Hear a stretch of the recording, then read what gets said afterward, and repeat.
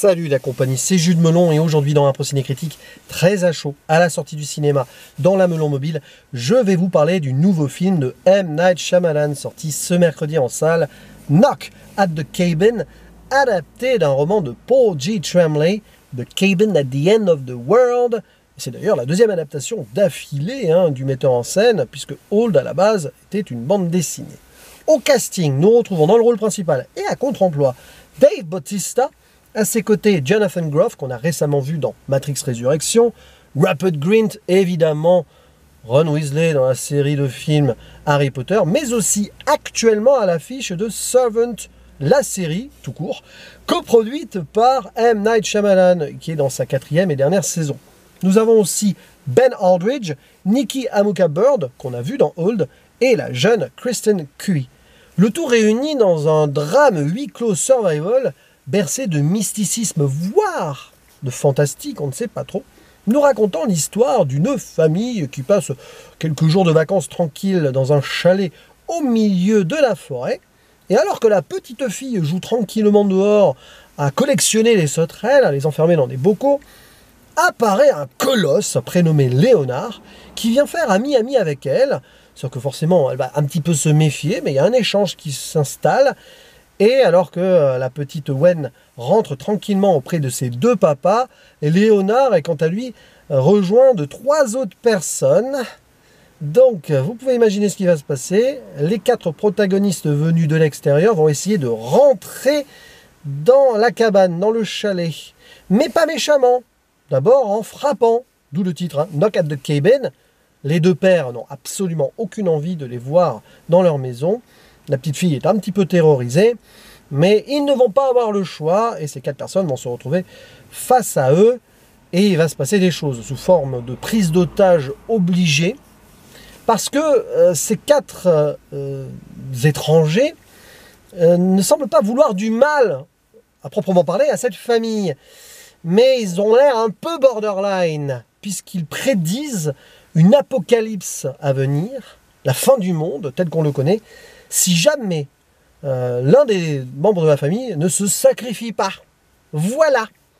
Donc, pendant une bonne partie du film, nous allons avoir ces 4 gens qui vont essayer de convaincre la famille, qu'il y en ait un qui soit sacrifié, pour que l'humanité survive. Et évidemment, vous pouvez imaginer qu'il va se passer pas mal de choses. Parce qu'ils sont 4, et ça va fonctionner comme un film par étapes autour de ces 4 personnes. Et face à ce qui va se produire, croyances et certitudes vont être ébranlées. Et franchement, je vous le dis, ce film, c'est un pur Shyamalan. C'est pratiquement, quelque part, son œuvre somme. Et si vous aimez Shyamalan, vous allez adorer Knock at the Cabin. Et moi, j'aime beaucoup Shyamalan. J'ai revu tous ses films ces derniers mois. Je les ai évoqués sur la chaîne. J'étais parfaitement dedans, quoi. Et c'est fou à quel point Shyamalan y met quasiment toutes ses obsessions dans ce film. Et franchement, non seulement c'est beau, parce qu'il y a des très beaux plans, des très belles scènes, c'est vraiment réussi sur le plan du récit, je vais y revenir mais sans spoiler, et en plus, c'est hyper touchant, c'est bouleversant. C'est peut-être un de ces films les plus tristes quelque part, mais les plus marquants émotionnellement de sa filmographie. Et là, en fait, on revient presque aux bases de celle-ci. Parce qu'au niveau du cœur qui est touché vraiment pour le spectateur, ça va rappeler le 6e sens, ça va rappeler un petit peu aussi Signe. Et oui, Knock at the Cabin partage énormément de points communs avec ce film qui mettait en vedette Joaquin Phoenix et Mel Gibson. Huis clos, menace qui vient de l'extérieur, est-ce qu'on reste barricadé chez nous, etc. Renfermement sur soi ou pas, croyance. On est en plein dedans. Et bon, de toute façon, toute la filmographie de Shyamalan a été construite sur cette croyance-là, mais aussi son rapport avec la société américaine ou humaine au sens large. Mais là, on met le doigt vraiment parfaitement dans cet engrenage-là, et le film avance avec une certaine pureté assez extraordinaire. Ça en fait une œuvre très simple. Voilà, beaucoup disent que Shyamalan, c'est un réalisateur à twist. Alors déjà, c'est pas forcément vrai la moitié du temps, et quand bien même il y a des twists, l'essentiel est souvent ailleurs, et les twists appuient quelque chose au-delà. Là, c'est hyper lisible. Est-ce qu'il va y avoir des surprises ou pas? Ça dépend de ce que vous voulez attendre, en fait. Et moi, je n'ai pas du tout été estomaqué par certaines révélations et tout. Il y a une progression qui se fait, mais le plus naturellement du monde, avec un build-up dramatique, justement. Tu sens que de toute façon, c'est presque inéluctable, d'une manière ou d'une autre. Ce qui va arriver va faire mal. Alors, pour qui, comment, on ne sait pas. Mais c'est vraiment très touchant. La fin m'a cueilli. Une des plus belles fins du cinéma de Shyamalan, en fait. Parce qu'elle est à la fois triste et belle, si on veut. Elle est très simpliste. Mais elle est complètement à l'opposé de Old. Par exemple, voilà, Old, j'ai été mitigé parce que la fin, je l'ai trouvé un peu artificielle et forcée. Là, mais pas du tout. Pas du tout. Après, je n'ai pas lu le roman. Mais de ce que je sais, de ce que j'ai ouï dire, Shyamalan a modifié la fin de ce roman. Il l'a prise pour lui. Et il en a fait quelque chose de très beau, entre guillemets. Mais dur aussi. Et on va pouvoir critiquer ce film. Si on veut trouver des défauts, on en trouvera. Comme toujours, hein, c'est tout le temps subjectif à ce niveau.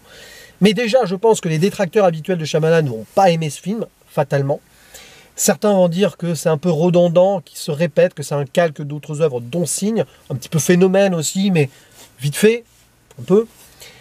C'est presque pas faux, mais en fait, on est dans le cinéma de Shyamalan, et il y a une pure cohérence avec ce qu'il a pu faire avant. Donc, qu'il y ait des redites, des éventuelles redondances, moi j'appelle ça plutôt des croisements thématiques, et là-dessus, bah, il est vraiment droit dans son cinéma, dans son écriture habituelle, et ça fonctionne du feu de Dieu.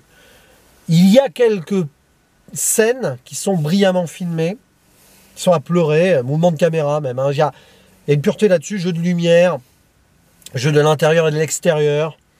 Sur la fin, on a des trucs remarquables. Il y a même, j'ai l'impression presque, mais je ne sais pas si c'est volontaire, mais un clin d'œil à Tarkovsky sur le final. Oui, Andrei Tarkovsky, le cinéaste russe. Alors je ne vais pas dire pourquoi et comment, parce que ça reviendrait à trop révéler des trucs de la fin peut-être, ni quel film de Tarkovsky. Mais ceux qui connaissent bien Tarkovsky et qui connaissent bien Shyamalan, à mon avis, risquent de le voir. Dédicace à Artopolis ou Desgadi s'il passe par là, par exemple. C'est un film qui est très simple, qui est une... En fait, c'est une évidence. Knock at the Cabin, c'est du Shyamalan évident, mais c'est d'une évidence tellement pure. C'est une déclaration d'amour à son propre cinéma qu'il aime, Shyamalan. Il a fait l'œuvre qu'il aime, il a fait l'œuvre qui lui ressemble. Ce film lui ressemble à 100%. On sent qu'il s'est donné à corps et âme et qu'il s'en est fichu d'avance qu'on puisse lui dire « Oh, ça ressemble à ça, ouais, mais t'as déjà fait ça avant, c'est paresseux. » Il s'en fout. Ouais, désolé du terme, mais je pense à se voir. Il a fait vraiment le film qu'il voulait réaliser en ce moment. Et en plus... parce que la société américaine, tout ça, hein, ça a déjà été traité avant, il met l'accent sur les paranos et les traumatismes récents. Que ce soit du côté des États-Unis, il y a une histoire d'arme à feu à un moment. Il y a aussi le fait que le couple est homosexuel, on voit des flashbacks et on sent qu'ils ont été traumatisés par cela, par la non-acceptation des autres. Sans que ça en fasse des tonnes, mais très vite, on comprend pourquoi eux, ils sont un peu enfermés aussi. Enfin, l'un des deux, parce que les deux, ils sont très différents et c'est très fort. On va voir à quel point les deux personnages donc de cette famille peuvent être clivants l'un à l'autre. Mais j'en dis pas plus là aussi. Donc il y a ça. Et alors, les traumatismes mondiaux récents. Forcément, je ne vais pas vous faire un dessin, mais il y a bientôt 3 ans, on est rentré dans une période de notre vie qui n'était pas facile. Il y a une référence à cela. Déjà, ils sont confinés dans une sorte de chalet, mais quand même. Et il y a aussi une référence au 11 septembre 2001 aux États-Unis. Même si c'est indirect, à la fin, tu ressens ça.